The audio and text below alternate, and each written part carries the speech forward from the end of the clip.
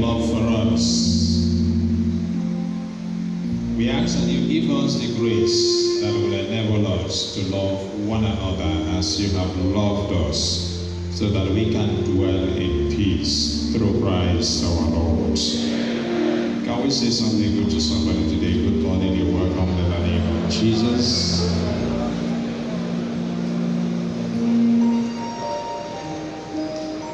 And may the Holy Spirit continue to embolden our hearts so that we can learn to forgive, especially those who offend us through Christ our Lord.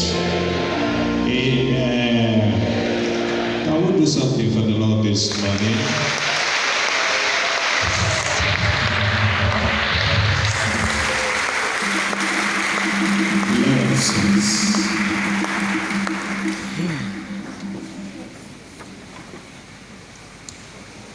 If you turn with me to the book of Exodus, chapter 21, from verse 22, it says, if some men are fighting and hurt a pregnant woman so that she loses her child, but she is not injured in any other way, the one who hurt her is to be fined whatever amount the woman's husband demands, subject to the approval of the judges. But if the woman herself is injured, the punishment shall be life for life, eye for eye, tooth for tooth, hand for hand, foot for foot, bone for bone, wound for wound, bruise for bruise. Praise the Lord. Praise the Lord. That was what the Lord said. This morning, looking at the readings, I want us to reflect on love your enemies. Love your enemies, because that's what the reading centers on.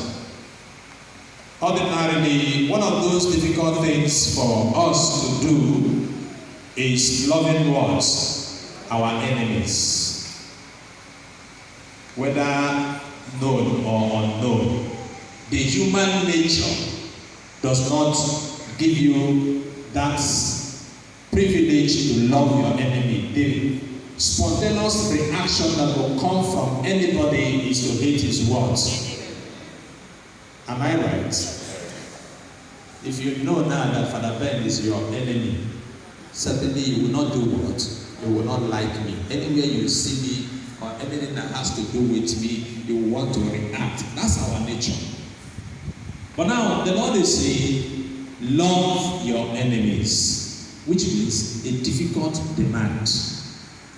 But looking at the readings of this morning, especially that drawn from the Old Testament, you discover that that particular injunction given to the Israelites by God was occasioned by certain things. First, when the Lord says, I, the Lord your God, I am what? Holy. You should also be what? Holy. And then they went further to say, if someone does something against you, do not revenge, or rather show him or her love. But the Israelites eventually went to the extreme in doing that. And that's why in Leviticus chapter 19, the Lord had to, chapter 21, the Lord had to give them this other dimension. If a pregnant woman is injured and she lost the baby, the husband is to make a demand. But that demand will not be more than what is required. And then, if someone injures you, someone blinds your eye, he says, you have to do what? Blind just the person's eye. You don't go beyond that. But then the people, that statement was made because the people were going beyond that. If someone kills someone from this community, instead of killing one person, when they will come, they will wipe out the whole community. Just like as is happening in Nigeria, when one cow dies, what happens? a whole community will do what? Houses are burnt down in the community. That was what the Israelites were doing, and so that was why that law was given to them. No, that law was to serve as a deterrent. It was to serve as a restraint. It was to serve as a means of seeking justice. And also it was to serve as a guide to the judges who were supposed to look into the cases. That's why the Lord declared and defined it and said, if your hand was cut and you so desire to cut the person's hand, to retaliate, the only thing you must do is that you must cut the person's what? Hand. You don't go and cut hand, cut leg, and then cut the stomach, then the person will die. That's why the restriction was given. So that we need to understand that the people were going to the extreme of it. But now Jesus coming on in the New Testament, he now gave a new dimension to it, and he said, if someone slaps you on one cheek, you do what? You turn the other one. Now, in the interpretation of that text also, when he talks about slapping somebody on the right cheek, you know, Hyginus is sitting in front and I'm going to slap him now. Ordinarily, I should slap him hard this way with my right hand. But when it says, if someone slaps you on the right cheek, the interpretation of that is that the way the slap was given was not with the right hand, but rather with the words. When you use your left hand to slap somebody, that is the height of insult, the height of disgrace. That's why they say, if someone slaps you on the right, because it normally goes with the back of the hand. And back of the hand is the greatest disgrace you can ever give to someone. And then he says you turn the other one so that he will use the back of this other hand to do what? Slap you. That's what Jesus said. But my dear friends, was the Lord actually giving absolute freedom to those who will marginalize, insult, disgrace, and all that, with some limitations? If you turn to Matthew's Gospel, chapter 21, Jesus did something there. He went into the temple and he resisted those who desecrated the temple. And what did he do? He did what? He chased them out. Gina, please, can you just get me John's Gospel, chapter 18? He chased them out of the temple, which means there is a point where you can resist evil. Evil has to be resisted, but in a non-violent manner. That's what the Lord is advocating today. That we must not always be violent, but we can resist in a non-violent manner. And in that way, you will still get justice. He chased them out of the temple. He flogged those that should be flogged, and eventually they left, and the temple was restored to its dignity. Now, when Jesus was arrested, are you there in John's Gospel? When Jesus was arrested and was taken to the high priest's house, Jesus resisted what the high priest said to him. And when that happened, when he did that, one of the servants came and did what? And slapped him. He gave him a slap. And the Lord said to him, what is wrong in what I have said? Yes, when Jesus had spoken these words, he went forth with his disciples across the Kidron Valley, where there was a garden which he and his disciples, can you just take it from verse 22 for me? From verse that place is too long. And so when Jesus responded to the high priest, one of the servants came and hit him. And then the Lord turned to him and asked him, if there is anything wrong in what I have said, then point it out. Otherwise, why do what? Hit me. There are times you ask questions. There are times that you have a right to defend yourself. When he had said this, one of his officers standing by struck Jesus with his hand, saying, "Is that how you answer the high priests?" Because Jesus resisted what he said. Sorry, can you go up? Bear witness to the wrong, but if I have spoken rightly, why do you strike me? That was what Jesus said to the man. And so sometimes evil should be resisted. Paul, also a man who talks so much about love. Please look up from Acts of the Apostles chapter 16 verse 35 for me. Who talked so much about love, at certain point had to use his position to also question certain things that were being done to him. He will ask questions and say, "Why do you have to do this? Do you forget that I'm a Pharisee? That I also was born a Jew. I am a Jew by birth. And so I have certain rights and certain privileges." But here, Paul will say, "But when it was day, the magistrates sent the police, saying, 'Let those men go.'" Praise the Lord. Praise the Lord. Now, Paul was arrested because he did something. He delivered a girl who was being possessed. You remember the story of Acts of the Apostles chapter 16. And eventually they beat him up and his companion and then threw them into the prison, wounded them. Now, by the morning, those who had arrested him and the authorities came and said, "Let them go, release them."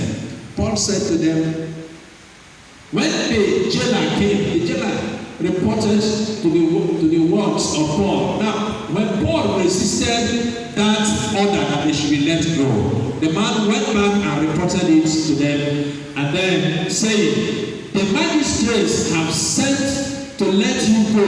Now, therefore, come out and go in peace." But Paul said to them, "They have beaten us publicly, uncondemned, men who are Roman citizens, and have thrown us into prison. And do they now cast us out secretly? No, let them come themselves and take us out." He was demanding his right. Please go up. He was demanding his right. The police reported these words to the magistrates, and they were afraid when they heard that they were Roman citizens. That was what Paul was holding on to. As a Roman citizen, you do not treat him anyhow. They treated him anyhow. He was supposed to be given some respect, just like he was saying in the second reading today, that each and every one of us is a living temple of God, and that has to be respected. But that was not respected, and so he had to revolt. He had to ask questions and say, "Why do you treat me that way?" So they came and apologized to them, and they took them out and asked them to leave the city. Praise the Lord. So sometimes you have a right to ask questions. When the police accost you on the road and batter you for no just cause, you have a right for a redress, to ask for a redress. Even though you don't have all it takes to fight them physically, you have a right to sue that they should reinstate what, and that's why people lay claims. That's a good opportunity for lawyers. They give them opportunities to ask for damages. You have a right. Paul here was asking for damages. Again, in chapter 22 of the same Acts of the Apostles, the same thing happened when he was also thrown into prison. Then in chapter 23, the same thing happened. In chapter 25, he did the same thing when they were taking him to court. And then in that of chapter 25, from verse 9 to 10, Paul had to, when he used the opportunity to cause confusion between the Pharisees and the Sadducees who did not believe in resurrection. He said, I, a Pharisee and a son of a Pharisee. And then he began to talk about resurrection. Then there was confusion, and he used the opportunity and sneaked away. They could not hold him again because he used his privilege to set confusion in their midst. My dear friends, yes, the Lord says we should not retaliate, but at some point we question. I think I remember some years back, when Nnamdi Kanu was arrested, and they stood all around the place that he was going to be tried in secret. He said, no, you cannot try me in what? In secret. And some people took offense. Here, Paul said, you cannot try me in what? In secret. You cannot arrest me publicly and you want to discharge me secretly because it was his right. He did not go fighting. My dear friends, it's important for us to know that one of the greatest revolutions in history is the revolution that Jesus brought when he says, love your what? Enemies. The act of war and violence is always retaliation, resistance, unnecessary resistance. Now, I want to bring to your mind, which we already know, of a man we know too well, Nelson Mandela of South Africa. Nelson Mandela of South Africa spent the better part of his life in prison, 27 years and above. In that process, he lost his wife, his family was scattered, his energy was spent in prison, and so many things happened to him. His properties were lost. Finally, he won the freedom of the people of South Africa. And when he was released, a lot of people expected that Nelson Mandela was going to retaliate. In fact, in one instance, he said, what freedom are you giving me when my people are languishing? What freedom are you giving me when the next minute you arrest me? What freedom are you offering me when the majority of the people suffer and hunger? I do not want that kind of freedom. I demand total freedom. And then finally, when that freedom was won and the ANC was to form the government that was going to govern South Africa, this was what he said. He said, I know that people expected me to have anger against whites, but I had none.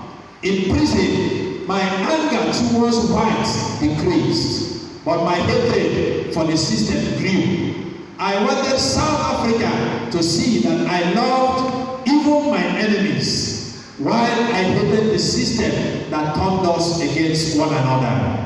I saw my mission as one of preaching reconciliation, of healing the old wounds and building a new South Africa. Those were the words of acceptance by Nelson Mandela when he was accepting to be the leader of South Africa.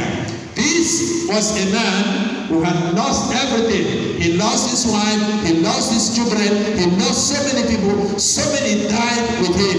And then on that day, when he accepted the leadership of the land, when freedom had been won, he said, both blacks, colored, whites, Indians, everyone in South Africa should come together.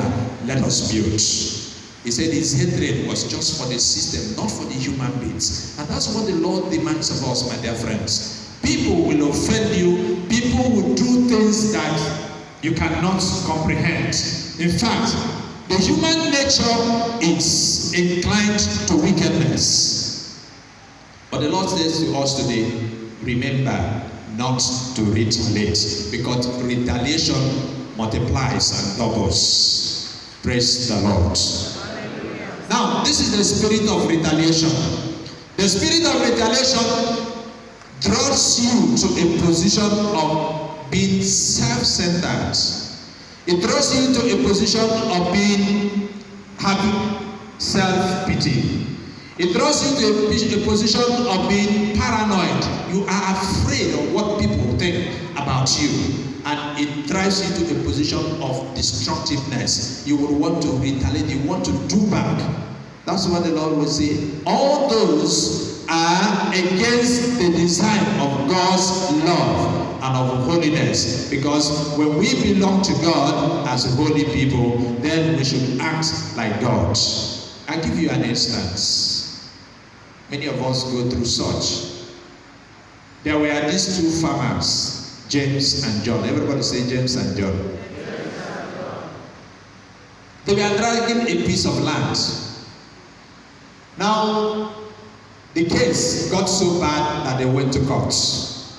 While in court, eventually, John won the case. And so he took possession of the land. In that land, there was a well that they used to water their crops.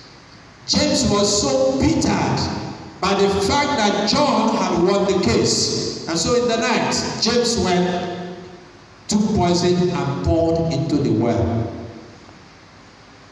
So you know the consequences of that. What would be the consequences? If water was drawn from the well, John will do what? Die. His animals will do what? Die, and all that. But eventually John discovered and then took the case to the community, and everybody lashed James for taking such a wicked step. And so John had gone to God, and so what was left for him to do was also to retaliate. And so John decided also to go and poison the well of James in his own farm. Retaliation upon what? Retaliation. So the night that John was going to do that, he had a visitor, his friend came and learned of the situation, and he said to John, "You do not need to poison his own water." And then he said, "What do I do?" John said, his friend, the friend of John said to him, "I will help you by tomorrow morning how to solve the problem." So the morning came, and when the morning arrived, the friend of John together with John went down the well and they cleaned up the well. They did that. It took them 2 days to clean up the well, and eventually they now filled the well with water again. The first person to test the water from the well that they had cleaned was the friend of John, to prove that the well and the water was good for human consumption. And then thereafter, he gave John the water from the well to drink. John drank it and said, "Yes, but I still perceive the odor of the poison." Praise the Lord. And his friend said to him, "Yes, you will always perceive the odor of the poison in the water until from your heart you forgive your friend." And so he exhorted him, counseled him, and asked him, "Go forth and forgive your friend." So the next day, John went to James and told him, "I have forgiven you." Dear friends, I tell you, go and do the same. There are so many of us here today, we are still carrying the hurt by someone. Your husband has offended you, you are still carrying it. Even if he has bought you a car, he has bought you a new wrapper, he has killed one goat to make you happy, you are still carrying what? The bitterness. In everything he does, you will always perceive that offense. Then friends, you need to go to such a person and do what? And say to him or her, "I do what? Forgive you." Otherwise, that anger will lead you to destruction. I tell you yet another story of a young man. This young man, when he was in school, desired a particular sports car from the father. And then finally he graduated with a good grade. And his father decided to surprise him with a particular car this young man had always talked about. And so, the day before the celebration of his graduation, his father, when he came home, his father praised him and was happy with him, called him into his study room, and then presented him a gift. And what was that gift? Fine, beautiful gift, wrapped. And then, Out of joy and enthusiasm, he took the gift and opened it. And when he opened it, what did he find in the box? A beautiful Bible with his name written on it. As soon as he saw that, he said, Daddy, with all the money you have in the world, you could buy me the car I desired. And what you give me here is a Bible. Out of anger, he left the Bible there and he ran away. He left, never came back to see his father. Out of annoyance. And then he never came back home. He lived in a different place. And then eventually became a big man. He had so much money. And then one day he had a message that his father, who had grown old, was sick. So he made up his mind to go home and visit the father. On arrival, while he was preparing to go, another message came telling him that his father had died. He went back home. When he got to the compound, he was saddened by the event of his father's death. But he carried the anger of his father not giving him the car he desired. And so he went into the house. And before the father died, the father willed everything he had to his son. So when he got to the house, he went to his father's study and was searching. The first thing he saw was the Bible his father had given to him. He opened it and read a particular verse where the Lord was talking about forgiveness. Was talking about forgiveness. And while he lifted up the Bible, reading, a key fell from under the Bible. And what was that key? The key of the particular sports car he had asked his father to buy for him. And it had a note written on it, paid in full. All he needed was lift up the Bible, take out the key, go and take the car. But because of anger, he lost that particular privilege. Dear friends, how many blessings have we lost out of hatred and anger? Do you still want to remain in that cocoon of hatred and anger? Patience, love is what the Lord demands of us today.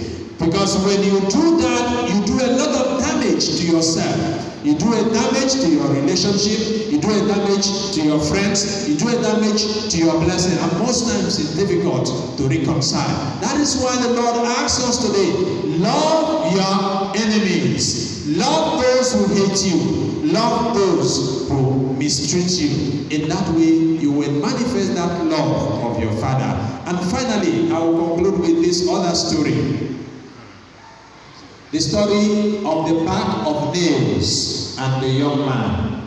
This young man was a young man who was always angry. And the least thing is angry. And his anger was so bad that on this particular day, his father said to him, whenever you are angry, take out one nail and nail it to the wall. And so he agreed. Whenever he's in the fit of anger, he would take one nail and nail to the wall. On a particular day, he nailed 35 nails to the wall out of anger. And then as he continued to do that, with time and over time, the number of nails kept dropping and dropping and dropping. And finally, when he's angry, he no longer nails any nail to the wall. And then he came to his father and said, I no longer get angry. And then his father said, if that is the case, any other time that something happens and you are not able to nail to the wall, all you do is go remove one nail from the wall. Praise the Lord. Big assignment. And so whenever he is angry, he will go and remove one nail. And each day it continued and continued. And finally he removed all the nails that he nailed to the wall. And then he came and told his father he has removed all the nails because he had become perfect. And then his father took him to the wall. He had removed all the nails, but all the holes were all on the walls, on the wall. Dear friends, whenever you are angry, whenever you refuse to forgive, whenever you harbor such in your heart, you create a nail a hole in your heart, in your soul, and in your spirit. And you shatter your life by that. And that's why the Lord tells us today, love your enemy. Do not always retaliate. For in that, you prove yourself to be a holy child of your Father. And that holiness that our God desires will abide with us. Peace be with you.